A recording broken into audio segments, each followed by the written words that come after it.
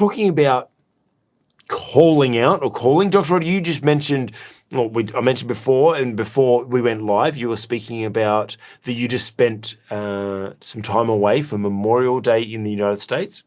It was Memorial Day in the United States, and there is a former Navy SEAL called Jocko Willink that he's actually now a leadership consultant and has an incredible book called Extreme Ownership, where it's a great story. He has this great story about how he actually found the opportunity to be promoted throughout the ranks from here taking ownership about on situations, right? And so Jocko Willink was recently interviewed for by Fox or by Fox Business, and he was interviewed to kind of, obviously promote Memorial Day, and how he's talking about how with the he was talking about how with Memorial Day, how it's a shame that people are using this for profit and Memorial Day sales and all this sort of stuff and everything. And he goes,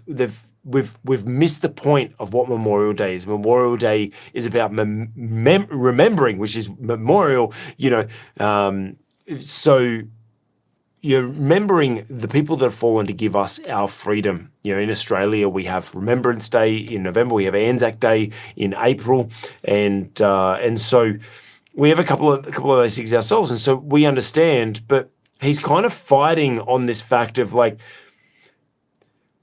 us versus the next generation. The next generation, how do we actually recruit the next generation? Because the next generation right now, and actually he then also went on and had an interview with Ben Shapiro.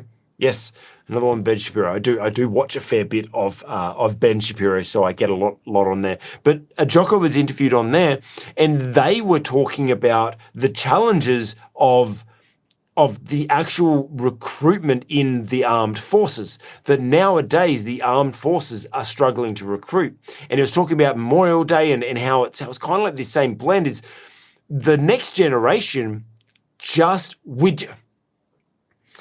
I suppose to put it crudely, is we're just not selling them, right? We're just not selling them on the real idea of being a part of what it takes to be a patriot, of what it takes to be a soldier and to fight for your country and things like that. He talks about on Memorial Day we're too busy thinking about the holidays and the and what do we do and the sales and everything like that, and we're missing sight of remembering the people that have fallen for us. And so the next generation don't see the value in that day. They're not seeing the value in this environment.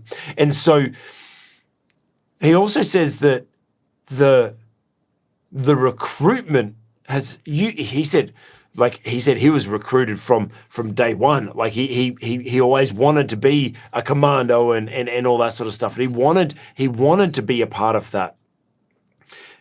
But he said the recruitment nowadays, there's nothing to sell them because there's no pride. There's too much wokeness. There's too much of this other stuff going on that trying to make it all equal and all this sort of stuff. And they've lost the appeal of really trying to recruit that next generation to their cause, because the people that are going to be most beneficial, you need to attract a particular type of person to that. And so, Dr. Rod, what's your take on, I suppose, us going through, as you're obviously a generation above me, and Yash, our producer in the background here, is a generation below me, and so we've got 3 generations here, and so we're always, I would say that, we talk about, the next generation, they just haven't. They just don't understand what it's like.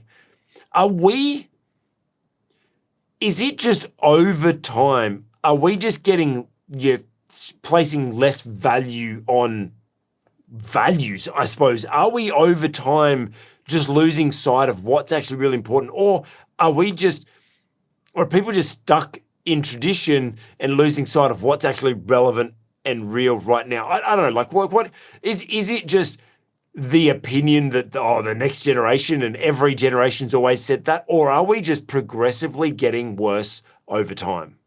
Oh, sorry, not worse, less passionate, less patriotic, and less placing less importance on values. Well, yes, but I think we've got there by an indirect route. Mm-hmm. And being a pastor, of course, I interpret much of what goes on in the world through a biblical perspective.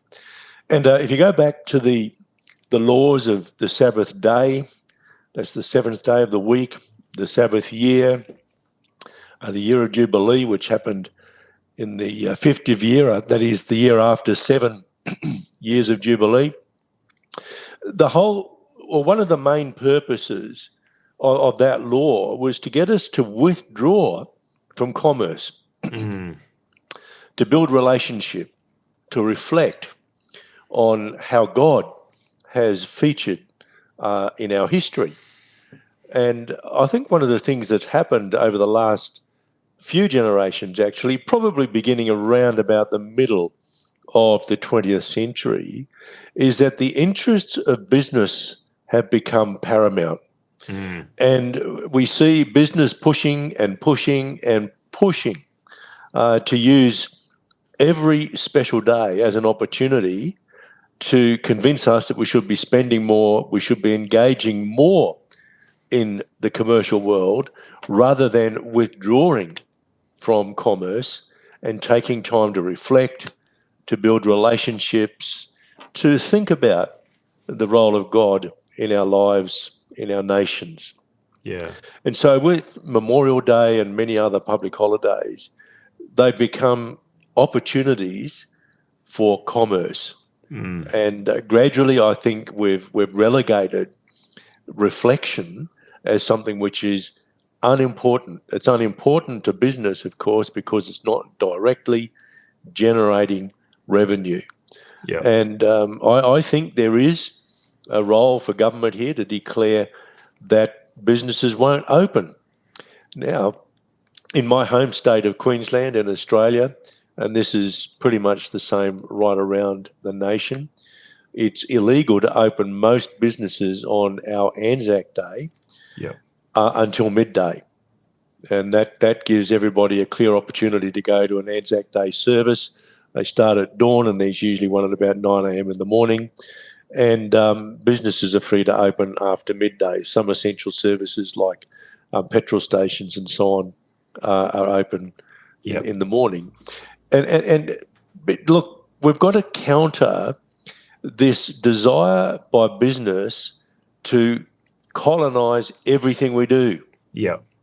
And as I said, if you go back to the Old Testament law about the Sabbath day, the Sabbath year, and the year of Jubilee, one of the most important purposes of each of those celebratory times was withdrawal from the world of commerce and an opportunity to build relationships and to reflect. And look, I think what Jocko Willink has done is heroic. Good on him. You might say, oh, well, he's wealthy enough to be able to do it.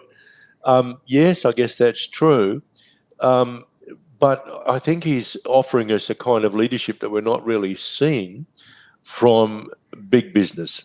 Yes. Big business wants to open, and they want to convince us that we should be parting with more and more of our hard-earned income. Yeah. And we often spend it on things we don't really need, you know? Yeah. So, look, I say good on him. I think it's a wonderful thing that he's done. And as far as I can see, he's not really trying to say that government should mandate this. He's saying this should be a transaction of the heart. Yes, Let us, an individual thing. Exactly. Mm-hmm. Yeah. Let us as business owners close our business, put a sign on the door that says we're closed because we want to take time out to remember. And well, I mean, you said, oh, you know, maybe he's wealthy enough to be able to get away with that. It's like, well, actually, you know what? Places like Chick-fil-A, they've proven that they can close down for their beliefs and whatever, you know, and still be profitable. like you could close down for Memorial Day, and still be profitable. You losing that one day is not going to lose your business. So yeah, so then he's talking about we're losing sight of what the real meaning of Memorial Day is. Obviously you're talking about commerce kind of, wedging itself into there, and I suppose to kind of go deeper on that, it's not just commerce, it's greed. I suppose to say, like, just to make it the core root is just greed. I just want more. I just want to sell more. I want to make more money. I just want more. So there's that little bit of greed there. Now, that being said, how do we make sure, and one of his other comments around the recruitment of the army and things like that, like, how do we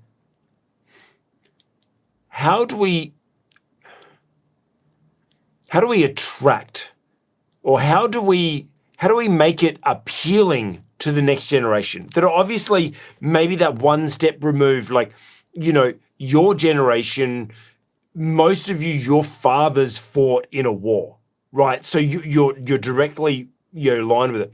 My generation, my grandfather fought in a war, and I saw some photos of it, and it's kind of like that. Now the next generation, so much further removed, from an actual war, unless you people that have been in the Iraq War or whatever, but not as we're kind of getting more and more removed from it. How do we still make it appealing? The values and those, like you talk about, the sabbatical year and taking off the Sabbath and all those sorts of things. We're talking 2,000 years later. We now, or even more. We're talking now 6,004 to 6,000 years later since all of the year of Jubilee and all that sort of stuff was introduced. How do we still make it appealing to the next generation? I wish I knew, because if I did, I wouldn't be sitting here talking to you. I'd be making millions of dollars a year as a consultant to armed forces around the world. Yes. But look, I'm going to say something which will undoubtedly excite some people, and I'm sure we'll get plenty of negative comment. Trigger warning. If you go back over the history of warfare, it's men fighting to protect their women folk and their children, to protect their heritage, and to protect their freedom. I'm not opposed to women having some roles in the armed forces, but I actually think that we would attract more people into the armed forces if it became more traditional, not more progressive. Holding on to traditional values. Absolutely. Yeah. Absolutely. So, yeah, okay. So I suppose, how do we attract, and this is, okay, now going out to pastors, ministry leaders, business leaders, political leaders, any type of leader that is watching this is always asking, how do I attract more people to follow me, whether that be employees, clients, congregation in a church? Like, how do I engage that next generation? How do I attract them? I suppose what we're saying here, Dr. Rod, is that, well, you've got to hold on to traditional values, which is actually a stark contrast to what we're actually seeing. We're seeing that most people, to try to grow something big and try to attract people, they've got to do something cutting edge. They've got to try to, go against the grain, so to speak, and break the mold. But I suppose you can still buck trends. You can still do something new. You can still you can still